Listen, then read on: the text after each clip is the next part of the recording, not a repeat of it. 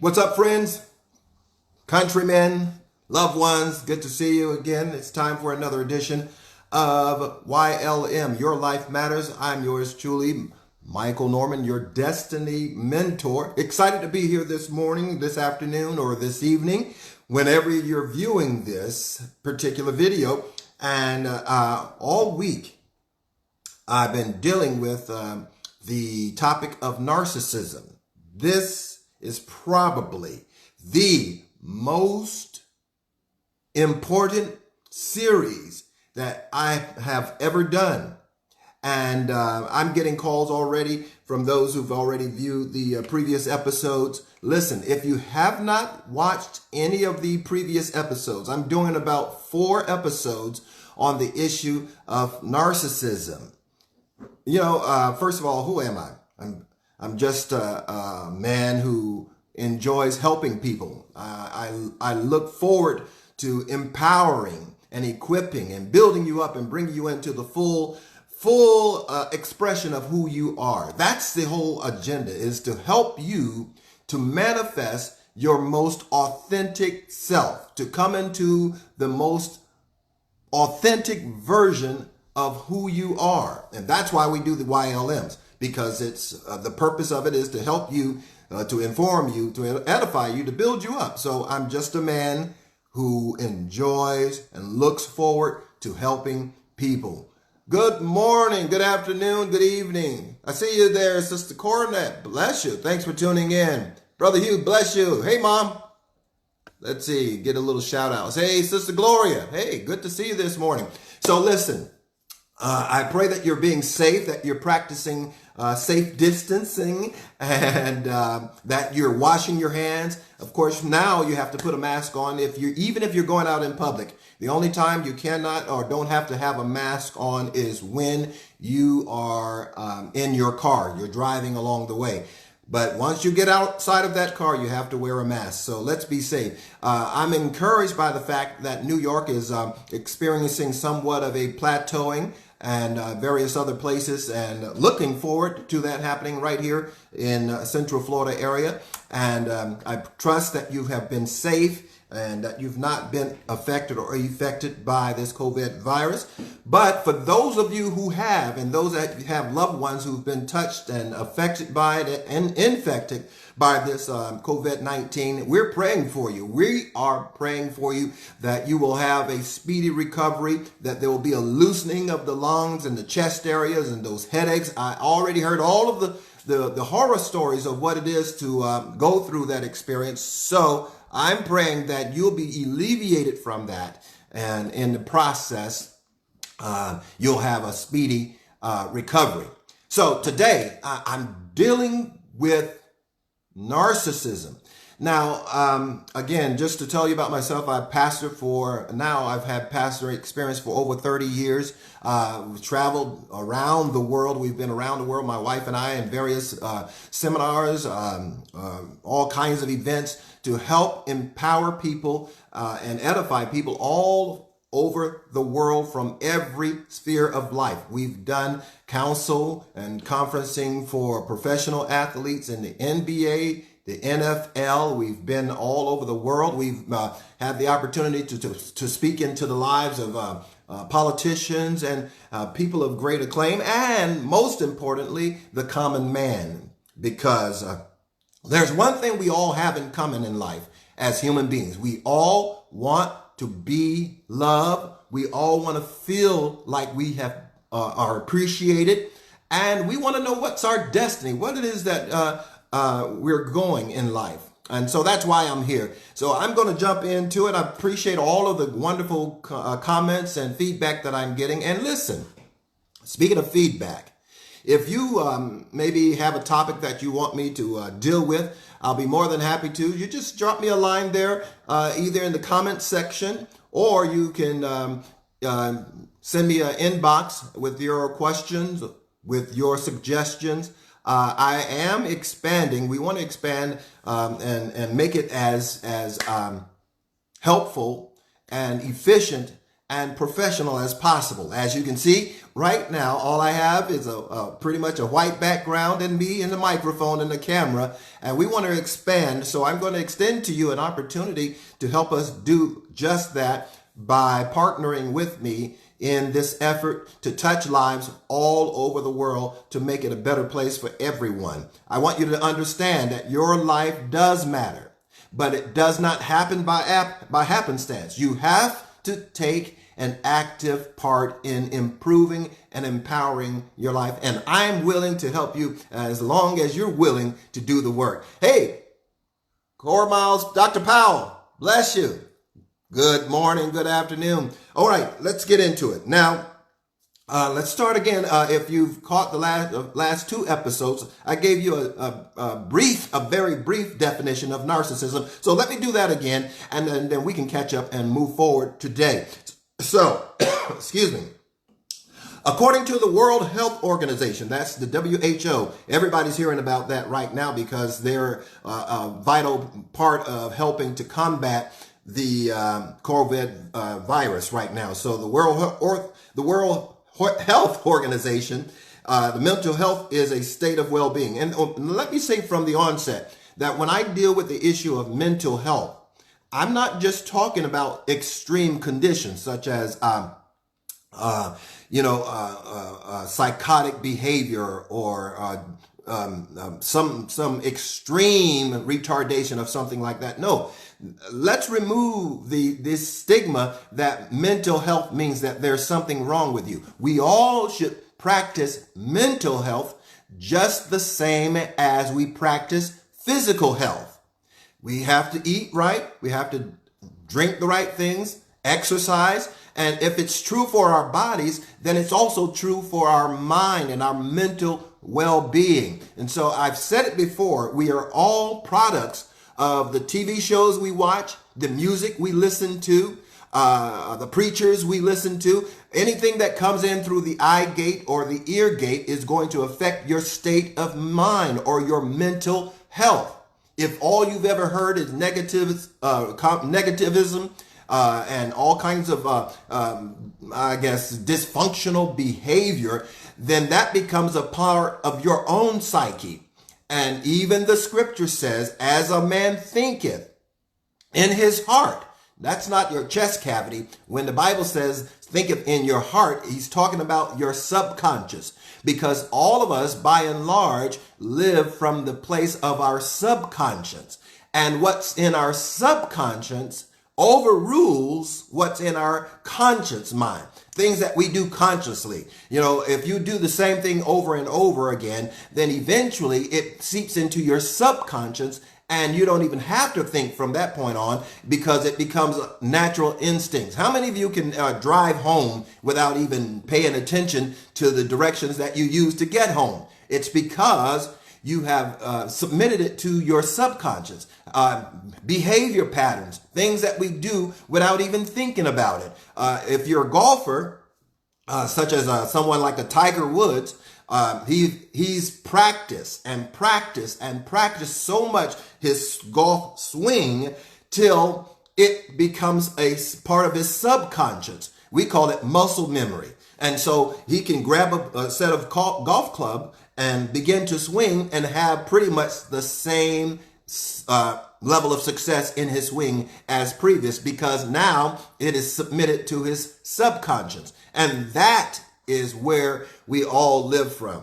And if you don't mind, I want to take a little bit of a sidebar too and tell you a little bit more about myself so I can tell you how I have been exposed to a level of narcissism and conditioning, some for good, some for not so good. But the bottom line is that we have to recognize it for what it is. And I remember not too long ago, I dealt with individuals who have what we would call a strong personality. Have you ever dealt with somebody like that? They have a very strong influence, a strong personality. And oftentimes that is the telltale sign that you might be dealing with a narcissist. Now, I'm going to give you some details about it, but I want you to understand, I never I remember, this is years ago. I remember that I used to deal with this person that had a very domineering personality. And I just simply thought that's just the way they are. That's just how they are. But I couldn't put my finger on what was going on because I knew something. Have you ever had an issue where you knew something's not right? I can't articulate it. I can't define it. But I know in my knower that there's something not quite right here.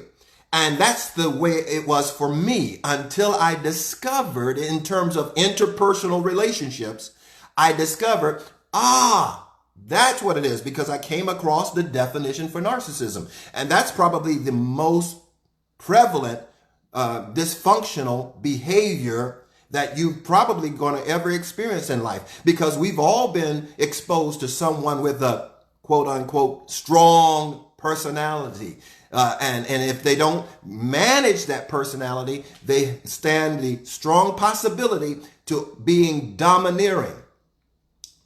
If you've ever experienced a bullier, someone who's a bully, whether they are the one that was on the playground when we were kids, or maybe that bully was someone in your classroom. Maybe that bully was someone in your church. See, because being exposed to a bully is not just someone who pushes you around physically. See, bullying is not relegated to just punching you in the eye or pushing you around or intimidating you. Just the very fact that they intimidate without even doing anything physically is the fact that they are bullies. And so in doing so, in experiencing that, if we're not careful, it will have an effect on our own personality, and we will begin to minimize and shirk back. We will shrink. Just, the old saying, we will go along to get along. Have you ever heard that saying before? We will go along, I don't want to ruffle any feathers. I don't want to start an argument and that sort of thing. Well, what you are unwilling to confront, you will never be able to change. If you will not confront it, it will never change on its own. And so here's one thing, and I'm going to get back to the definition in just a moment.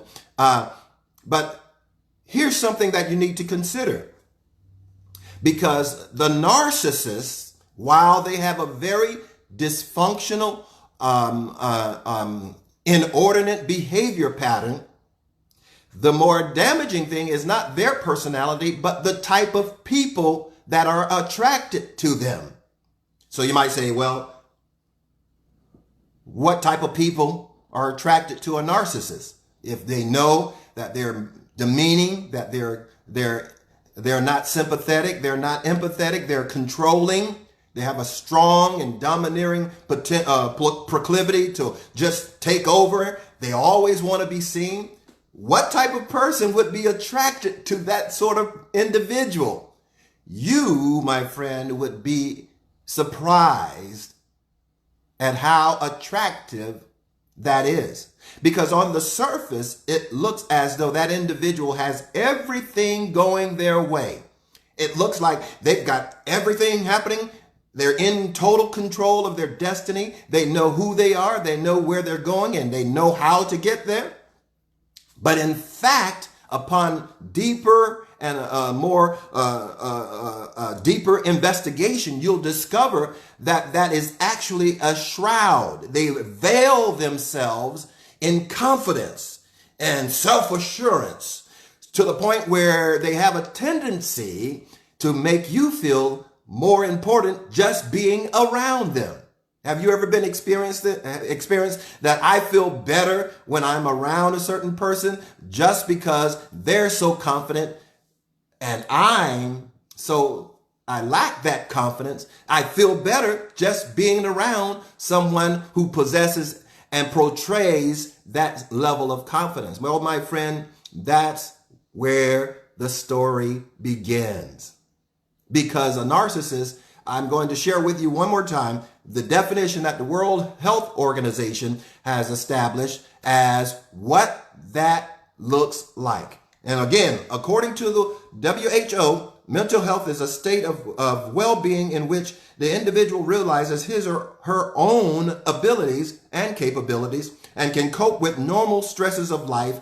They can work productively and fruitfully and is able to make contribution to his or her community. This is mental health. When you're walking in a certain level of a mental, healthy mental disposition, you're able to appreciate those that are around you. You don't mind giving of yourself because you have such a high level of confidence and assurance in yourself. You don't require that anyone else, prop your ego or feeds your ego. Now, I'm not saying you shouldn't be self-reliant or shouldn't appreciate people who appreciate you, but a narcissist has an inordinate need that they be the one who receive all the praise. Let me go a little bit further because this gets really interesting, and I don't have time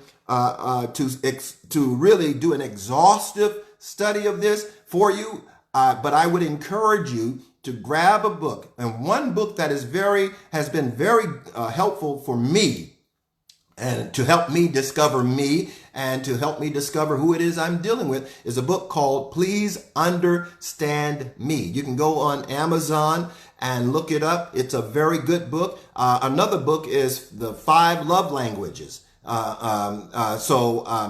you look, that's by Gary Chapman, Dr. Gary Chapman. If you would check that out, they are some great resources. And then, of course, sometime in the very near future, I hope to produce a book that I believe will help you and give you some practical, some actionable strategies that you can use to improve and bolster your confidence, your zeal. Last week, we were talking about determination, how to build up your determination, how to become confident, and how to build yourself up where you can be in the race for the long haul. Because one of the biggest challenges for most human beings is to just be consistent, to be determined, because we allow life to distract us. We allow situations to distract us. And I understand life happens to us all. I get it. Trust me, I really get it.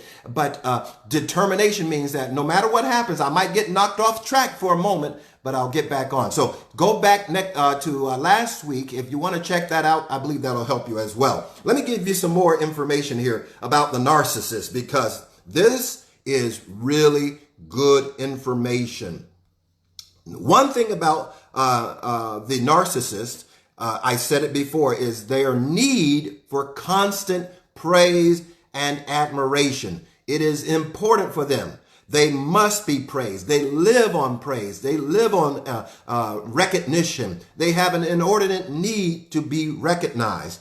Here's what I wrote down. A narcissist's sense of superiority is like a balloon that gradually loses air without a steady stream of applause and recognition to keep it inflated. The occasional compliment is not enough. The narcissists need consistent food for their ego. So they surround themselves with people who are willing to cater to their obsessive craving for affirmation. Notice I said obsessive. There's nothing wrong with wanting affirmation, but a narcissist has an obsessive need for constant affirmation. These relationships are very one-sided.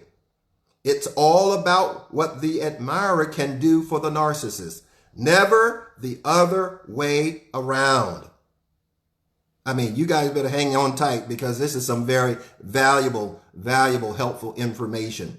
And if there is ever any interruption in diminishment in the admirer's attention and praise, the narcissist treats it as betrayal. Let me kind of break it down and bring it home to where you live. If you are involved in a relationship, whether it's romantic, whether it's platonic, because a narcissist is not just perhaps a man or a woman, although in most cases it's generally a man, but it can be both male or female. It can be your husband, it can be your wife, they can be your son or daughter, because that behavior knows no boundaries. But once again, you have to recognize it when you see it. And have you ever been in a relationship where you're constantly the giver? If you're involved in a relationship where, and again, I'm not advocating separating or divorce or anything like that. I'm simply giving you the tools so that you can make the decision.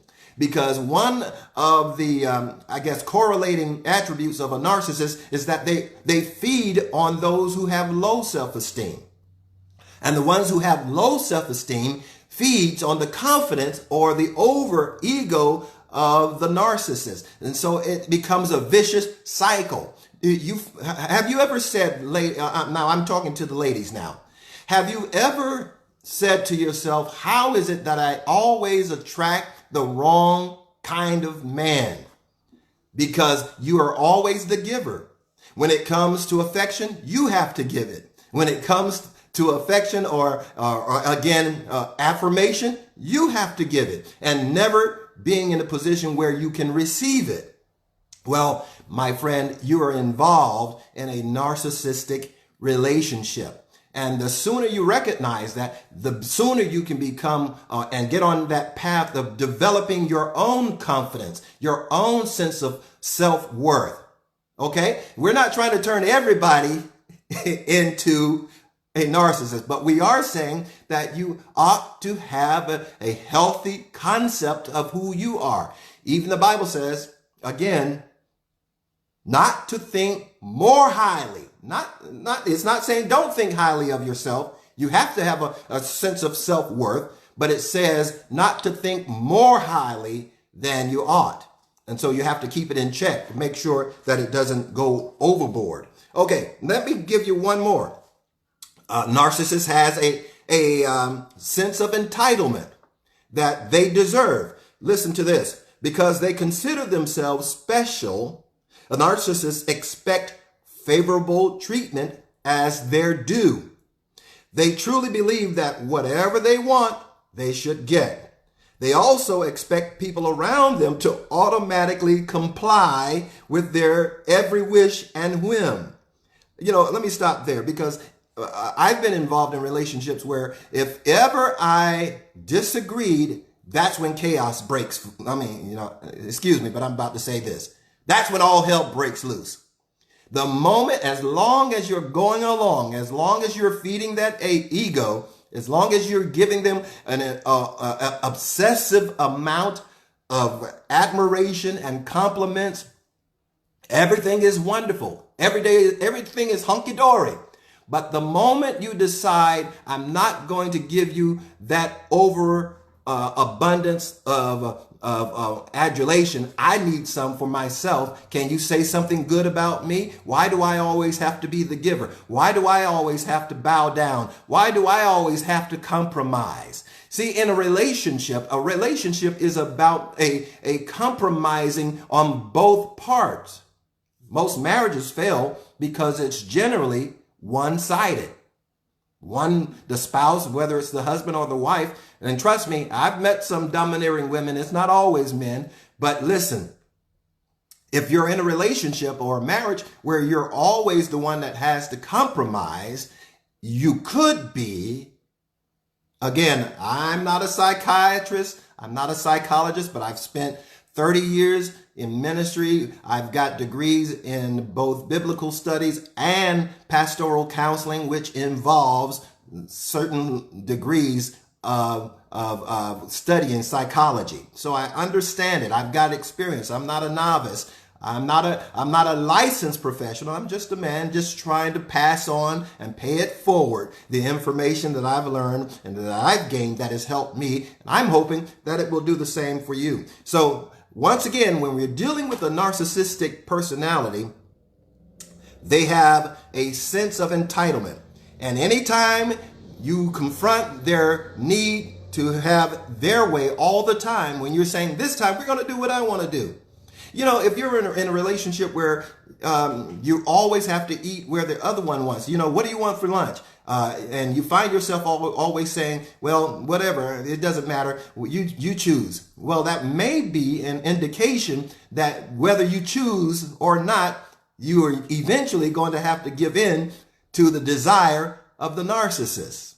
You know, they ask you, where do you want to eat? It's not because they want to know. It's simply a formality for them, because eventually you're going to go wherever the narcissist wants to go. All right, let me give you one more before I have to get off. Okay, here's one. Here's another one. And again, this is not exhaustive, but it is informative. I hope you're being helped by this. Here's another one.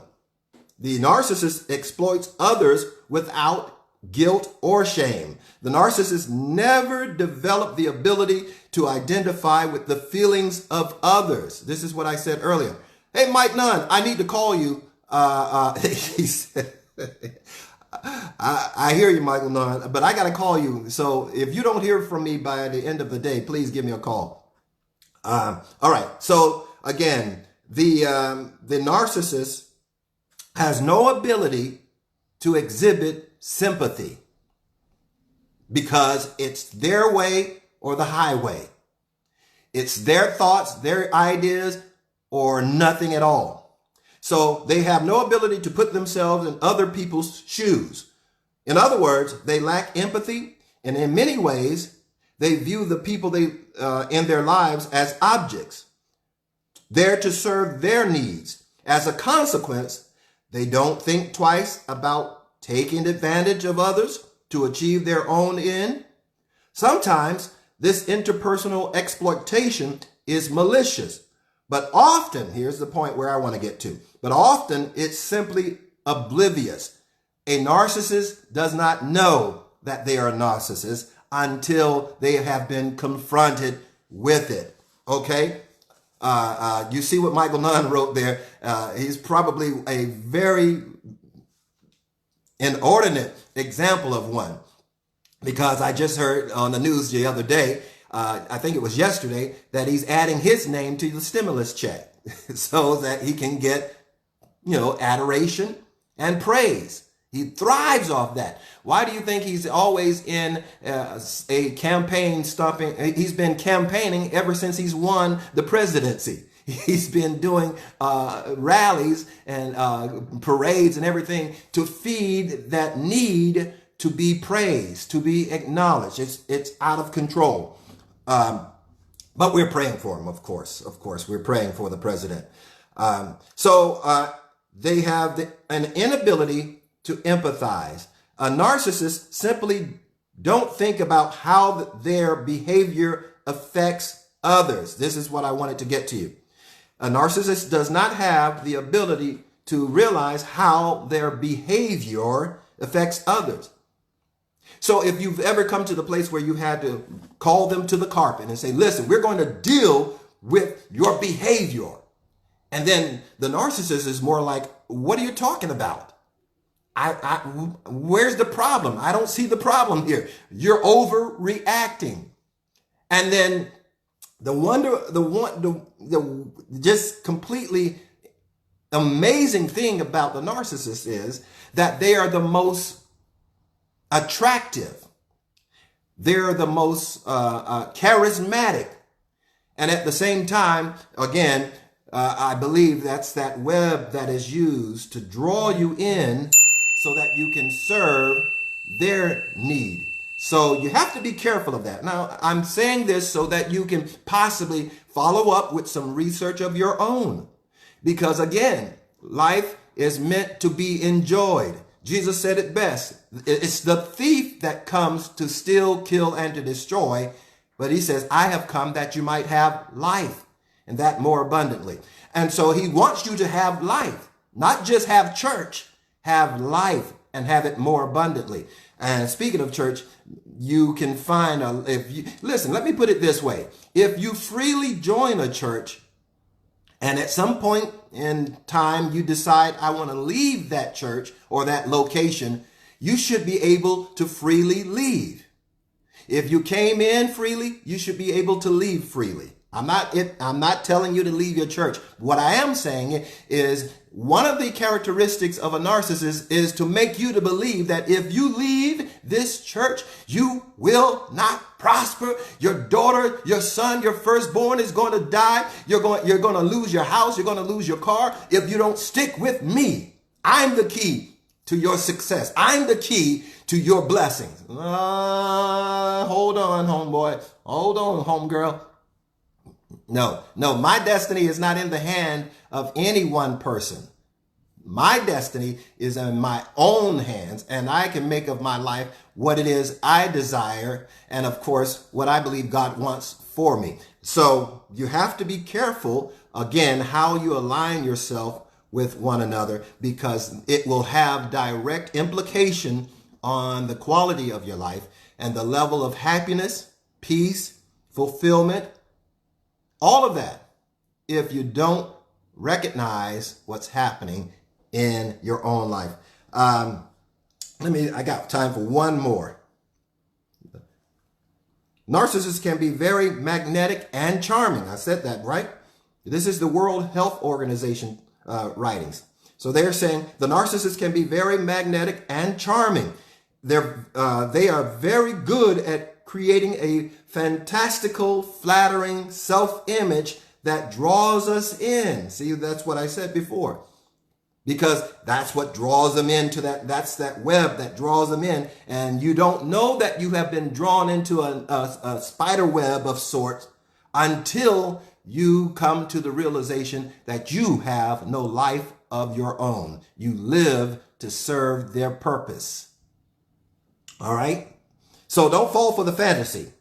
And we are attracted to their apparent confidence and lofty dreams. And the shakier our own self-esteem, the more seductive the allure. In other words, the less we feel about ourselves, the more we'll feel for the narcissist.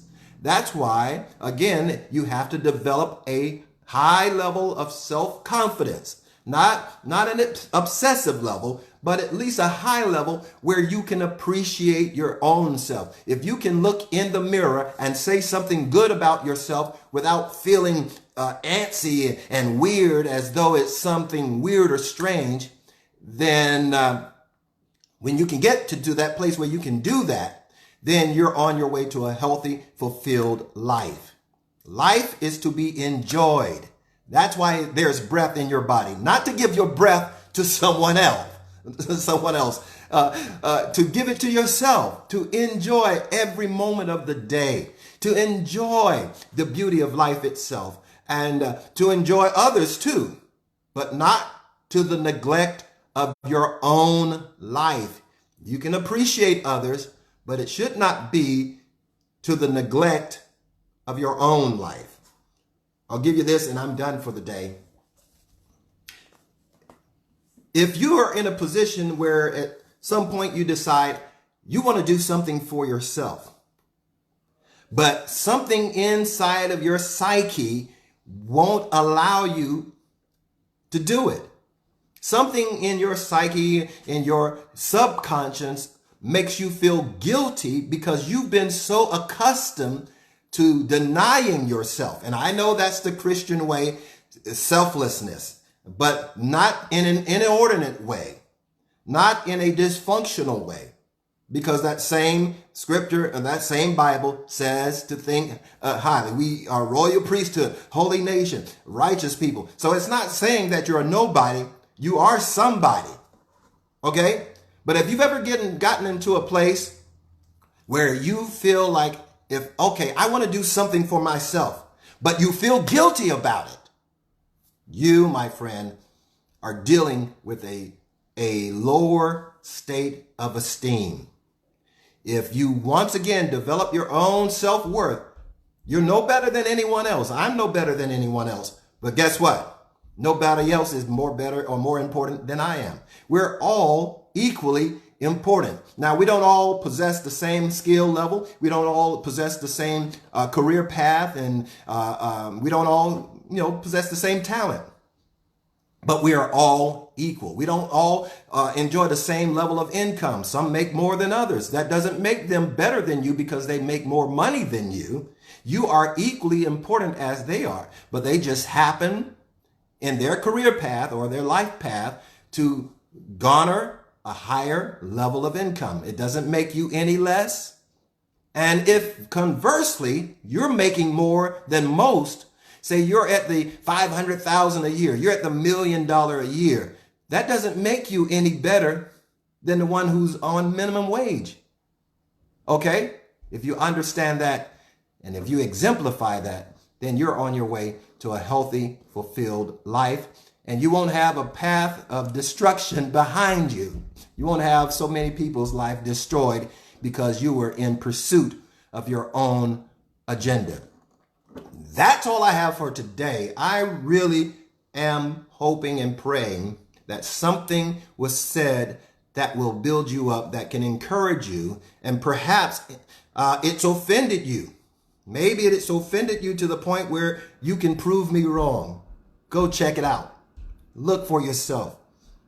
And I guarantee you, you'll find out that life for you is supposed to be fulfilling, enjoyed, not just by yourself, but with others as well. So listen, I'll be back tomorrow. I've got some more information, part 4 of this series on narcissism, toxic relationships. Tomorrow, I want to focus on my next broadcast. I want to focus on how to shake yourself loose from toxic relationships. How, now you've recognized, you're saying, Brother Mike, I see what you're saying. I think I'm involved in a toxic, narcissistic relationship. How do I get out? How do I begin to free myself? Well, you'll have to tune in tomorrow to find out. We'll talk about it then. Same time right here, Facebook Live, 10 a.m. Eastern Standard Time. I want you to do me one huge favor. Do me a favor. I'm developing my YouTube page. So I'm going to be sending you a notice to let you know that I'm on YouTube. But I have to get at least 1,000 subscribers. I need at least 1,000 people. I've got 5,000 friends right here on Facebook, but they manipulate the algorithms and the metrics so much so that I can't reach all of them at one time. So Facebook is a little more liberal in that regard. So when you get the notice that I'm on Facebook, I want you to join me and I want you to subscribe and I want you to click the notification button so it'll let you know every time I come on with a new episode right here on Your Life Matters with yours truly, your destiny mentor, Michael Norman. Now listen, as you can see, I provide you with a wealth of information. What I've shared with you today, people are paying thousands upon thousands of dollars to help them get this information so that they can reform their own lives. I need your help because I want them, again, as I'm expanding to YouTube, we need more cameras. We need post-production. We need more lighting. I need you to partner with me. Now, I'm not asking you to empty out your bank account. No, that's not what I'm saying. But I am asking you to consider partnering with me. You, on the header, you'll see that there's a Cash App there for you to donate. If you're going to give, go to Cash App and use the cash sign, hashtag MNMinistries. That's M as in Michael, N as in Norman, M as in ministry. Go there, make your donation, sow your seed. It will help me. We need more cameras. We want to do more production work. I'd love to develop something that will be even more professional than just a white background. I don't want it to look so clinical. I want it to be enjoyable. I want you to have something that you can enjoy watching and improve upon it. But I need your help. Help me by going to, once again, Cash App, and you can donate there by going to Cash App, hashtag MNMinistries. That's ministries, MINISTRIES. ISTRIES, plural. Okay, I appreciate your help so much. Listen, if this has blessed you, it'll bless others. So would you share? Would you just tag someone you know that may be dealing with a narcissistic relationship, maybe a toxic relationship? They can't reach me. I'm on the camera.